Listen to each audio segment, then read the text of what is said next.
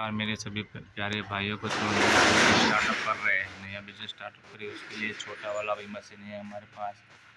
ये 3 HP 3 face में भी है, ये भी स्टॉक में छोटा वाला भी है। ये है 9 प्लेट फिल्टर है। और ये भी कॉमर्शियल मशीन है।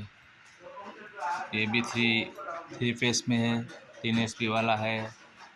ये भी 3 HP वाला है। और ये सारे मशीन है, आप देख सकते हो। ये 2000 वोल्ट जो अभी डेमो ले रहे हैं अभी, ये सारा सब पटल पड़ा हुआ है, सब देख सकते हैं।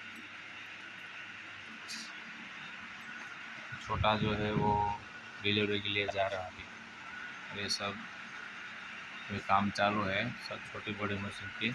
ये 7500 वोल्ट का मशीन है, 2 कॉम्बो आएगा इसमें, सब छोटा बड़ा मिला के।